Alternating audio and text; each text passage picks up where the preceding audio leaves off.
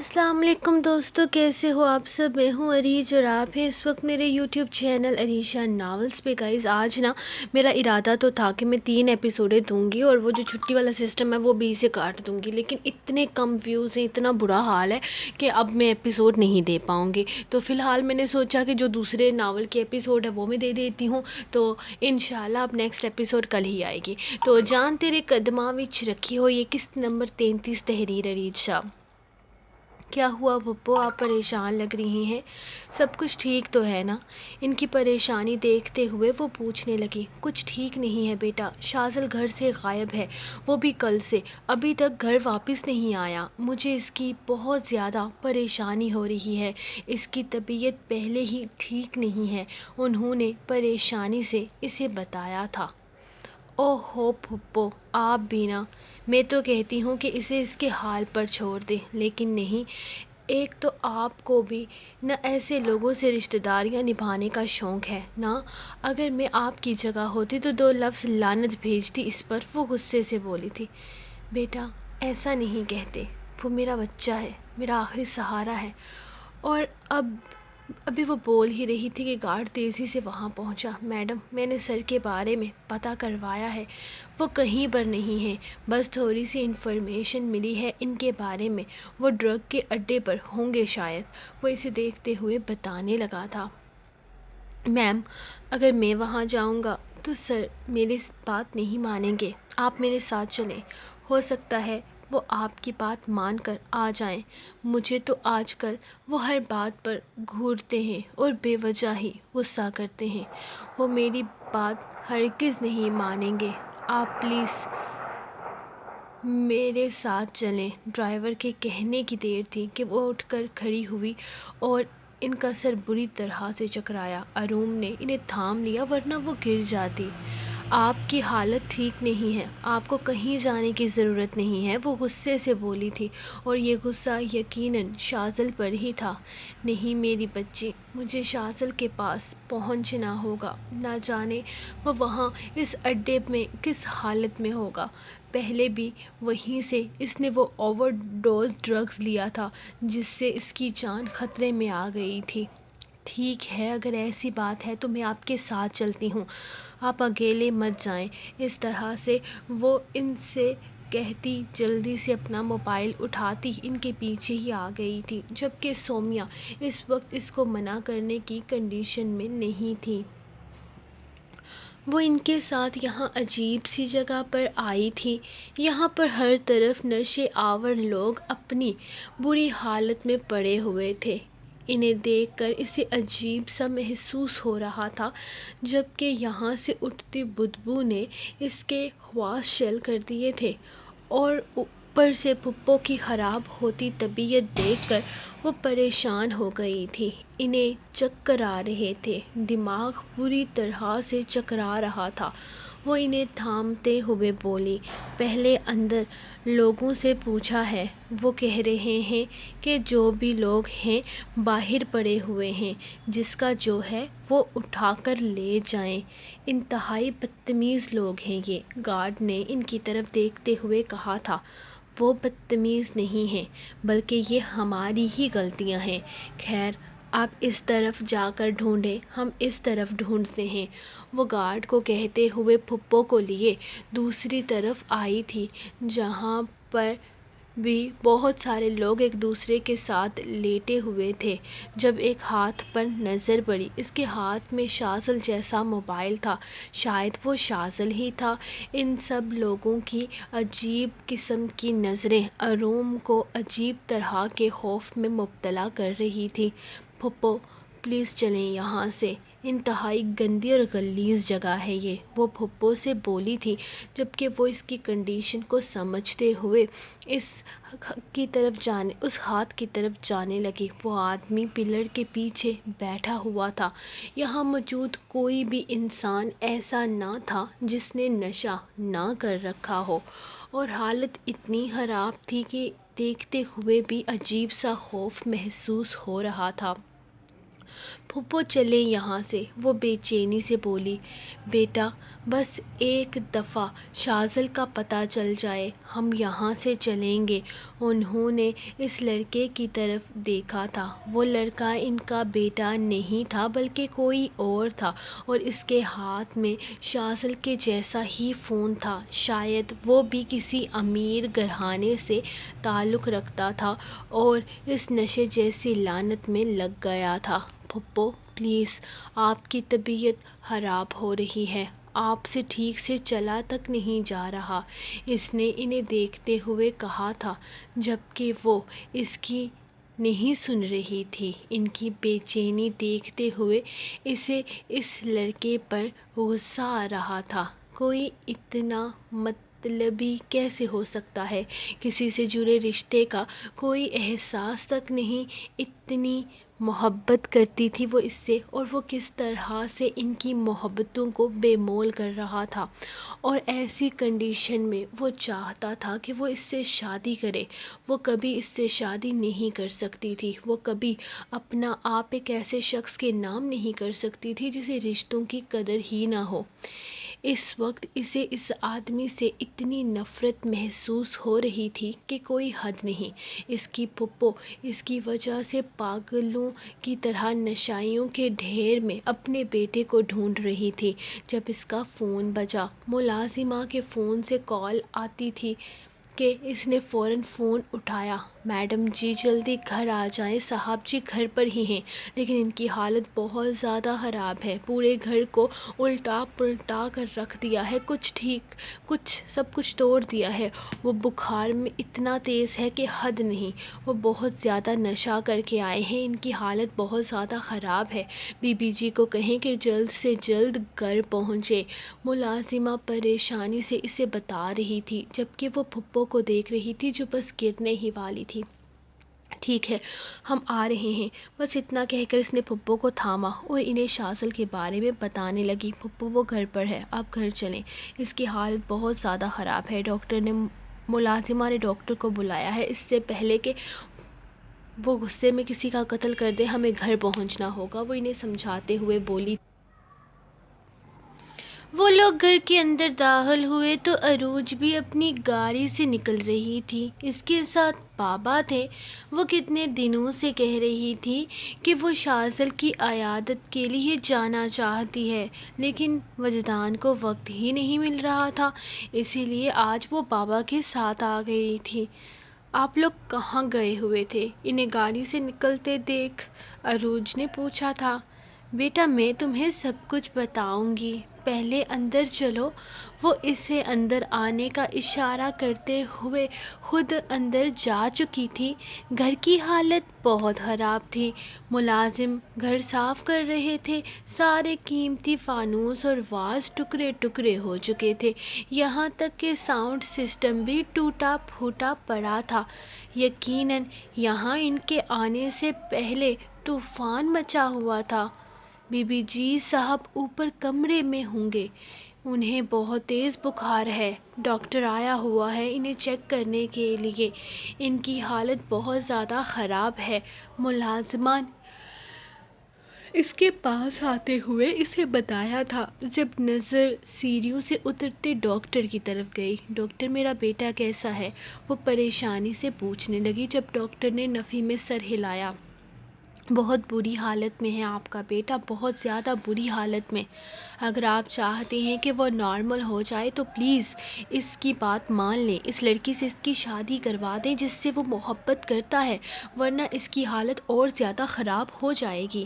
اس ہفتے میں تقریباً 5 دفعہ اس نے اوور ڈوز کیا ہے، اگر یہی سب کچھ چلتا رہا تو اس کی جان جا سکتی ہے، سمجھنے کی کوشش کریں، وہ اتنی بری حالت میں ہے کہ اس کی جان جا سکتی ہے، وہ کسی لڑکی سے محبت کرتا ہے، اس سے شادی کرنا چاہتا ہے، تو آپ کیوں کوشش نہیں کر رہی ہیں اس کے لیے؟ اس طرح سے اگر آپ نے اپنی ضد پر قائم رہی تو پھر اس کے جنازے اٹھنے کا ہی انتظار کریں۔ وہ غصے سے کہتا وہاں سے نکل چکا تھا، جبکہ انہوں نے بس ایک نظر اروم کو دیکھا تھا جو انہیں تھامے باہر لان میں لگی کرسیوں پر بٹھانے لگی تھی۔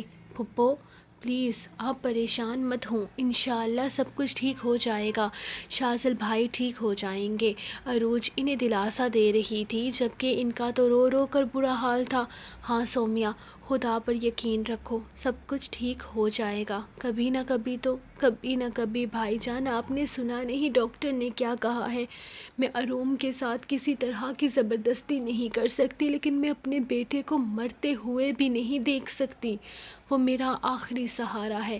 اروم، تم ایک دفعہ اس سے سمجھانے کی کوشش کرو، اس سے بات کرنے کی کوشش کرو، وہ میری بات نہیں مان رہا، نہیں سمجھ رہا، لیکن ممکن ہے کہ وہ تمہیں سمجھ جائے، ممکن ہے کہ تم اسے سمجھانے میں کامیاب ہو سکو۔ ہاں اروم، تم ایک دفعہ اس سے بات کرو، اسے سمجھانے کی کوشش کرو، اس کی جو حالت ہے نا، یا تو وہ پاگل ہو جائے گا یا پھر خودکشی کر لے گا، تم بات کرو، ہو سکتا ہے تمہاری بات کو سمجھے۔ عروج نے اس کی طرف دیکھتے ہوئے کہا تھا۔ جب اندر سے تیز میوزک کی آواز سنائی دی، ساؤنڈ سسٹم تو ٹوٹ چکا تھا، یقیناً اس نے ٹی وی چلایا تھا، یہ سچ میں پاگل ہو چکا ہے، میں خود اس کی عقل ٹھکانے لگاتی ہوں، وہ غصے سے کہتی ان کے بیچ سے اٹھ کر اندر جا چکی تھی، جبکہ زاہد صاحب اپنی بہن کی بکھری ہوئی حالت دیکھ پریشان تھے۔ وہ غصے سے ترکتی پھرکتی اندر داخل ہوئی تو شازل پوری طرح سے اس کی طرف متوجہ ہوا تھا۔ وہ غصے سے ایک نظر اسے دیکھتی بابا کے کمرے کی طرف چلی گئی تھی۔ وہ وہاں کیوں گئی تھی اسے پتہ نہیں تھا، ہاں لیکن وہ پوری طرح سے اس کی ہی طرف متوجہ تھا۔ وہ کمرے سے کوئی چیز نکالتے تیزی سے اس کے پاس آئی تھی اور اس کے سامنے کھڑی ہوئی۔ وہ شازل جو اسے اپنے قریب دیکھ رہا تھا ذرا سا مسکرایا اور ٹی وی آف کر کے سیدھا ہو گیا۔ جب اس نے اپنے پیچھے سے کوئی چیز نکال کر اس کے سامنے کی تھی، وہ حیرت سے اسے دیکھ رہا تھا۔ بابا کی پستول لے کر وہ یہاں کیوں آئی تھی؟ یہاں اسے سمجھ نہیں آیا تھا، وہ سوالیہ انداز میں اسے دیکھ رہا تھا۔ جب وہ بولی، مار دو مجھے، تب سکون آئے گا نا تمہیں، مار دو، ختم کر دو مجھے، یہ لو پستول، تمہاری زندگی کی ہر پرابلم مجھ سے شروع ہو کر مجھ پر ختم ہوتی ہے نا، تو لو ختم کر دو مجھے، نہ تو میں رہوں گی اور نہ ہی تمہاری زندگی میں کوئی پرابلم ہوگی۔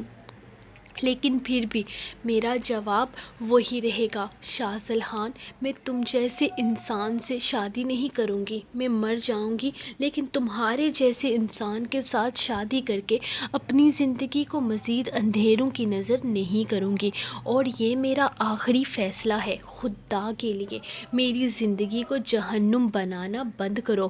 وہ اس کے سامنے ہاتھ جوڑتے ہوئے چلائی تھی، میں تمہاری زندگی کو جہنم نہیں بنا رہا اروم، میں تم سے محبت کرتا ہوں، بہت چاہتا ہوں، میں تمہیں بہت خوش رکھوں گا تمہیں، میں وجاہت خان کی طرح نہیں ہوں، میں کبھی تمہیں دھوکہ نہیں دوں گا۔ دھوکہ؟ تم وفا کرو گے شازل خان، تم جس کی اپنی زندگی ایک دھوکہ ہے؟ ارے تم تو خود دھوکہ دے رہے ہو خود کو، مجھ سے کیا وفا کرو گے؟ تمہاری زندگی میں کیا ہے اس نشے کے علاوہ؟ صبح اٹھتے ہو تم نشہ کرتے ہو، دن میں تم نشہ کرتے ہو، رات کو سوتے ہو تو نشہ کرتے ہو، صرف نشہ ہے تمہاری زندگی میں۔ اگر ایک دن تم نشہ نہیں کرو گے تو اپنے پیروں پر کھڑے نہیں ہو سکو گے اور تم مجھ سے وفا نبھاؤ گے۔ تم جیسے نشائی کے ساتھ اپنی زندگی برباد کرنے سے بہتر ہے کہ میں خودکشی کر کے مر جاؤں۔ چاہتے ہو نا مجھے، محبت کرتے ہو نا مجھ سے، کیا میرے نام پر یہ ناپاک چیز چھوڑ سکتے ہو؟ وہ اس کی آنکھوں میں آنکھیں ڈالے بول رہی تھی، جبکہ شازل کے پاس جیسے کوئی جواب ہی نہیں تھا۔ وہ کیا کہتا اسے کہ 6 سال کی عمر سے جو چیز اس کی رگوں میں سرایت کر گئی ہے وہ اس کو چھوڑ دے صرف ایک لمحے میں؟ کیا ہوا، سوچ میں پڑ گئے؟ فکر مت کرو، میں تمہیں کسی امتحان میں نہیں ڈالوں گی، جاؤ اپنی زندگی اسی نشے میں گزار دو۔ کسی دن سڑک پر پڑی تمہاری لاش کو تمہاری ماں اٹھا کر دفنا دے گی۔ جس طرح وہ تمہاری لاش تلاش میں ادھر ادھر بھٹکتی ہے نا، اسی طرح سے میں تمہارے لیے سڑکوں پر نہیں رول سکتی۔ مجھے معاف رکھو۔ ایک ایسا شخص جس نے مجھے دھوکہ دے دیا، تو اس کا یہ مطلب نہیں ہے کہ میں اتنی بے مول ہو چکی ہوں کہ تم جیسے انسان پر اپنی زندگی برباد کر دو، جسے پتہ ہی نہیں ہے کہ وہ دنیا میں آیا ہی کیوں ہے۔ تم میرے لیے تو کیا، تم کسی کے لیے نشہ نہیں چھوڑ سکتے۔ ارے تم اپنے باپ کے لیے کچھ نہیں کر سکے تو میرے لیے کیا کرو گے؟ وہ عورت جو دن رات تمہاری خدمت کرتی ہے، تمہیں کسی چھوٹے سے بچے کی طرح اپنے آنچل میں دھوپ چھاؤں سے چھپا کر رکھنے کی کوشش کرتی ہے، ارے تم اس کے نہ ہو سکے تو میرے کیا ہوگے؟ خدا کے لیے میرا پیچھا چھوڑ دو، اگر تم نہیں چھوڑ سکتے نا تو ختم کر دو مجھے، کیونکہ تم نے میری زندگی عذاب کر رکھی ہے۔ وہ چلاتے ہوئے بولی تھی، جبکہ شازل خاموشی سے اسے دیکھ رہا تھا۔ اس کے ہاتھ پیچھے کی طرف بندھے ہوئے تھے۔ اس کی اتنی خاموشی اسے سمجھ نہیں آ رہی تھی۔ اپنے آنسو صاف کر کے اس نے ایک نظر زمین کی طرف دیکھا تھا، جہاں خون کی لہریں اس کے پیروں کے قریب سے گزر رہی تھی۔ اس نے بے اختیار نگاہیں اٹھا کر سامنے کھڑے اس آدمی کو دیکھا تھا۔ تم نے کیا کیا ہے؟ تم پاگل تو نہیں ہو گئے؟ اس نے گھبرا کر اپنی بات مکمل کرتے ہوئے اس کا بازو پکڑ کر اپنے سامنے کیا تھا۔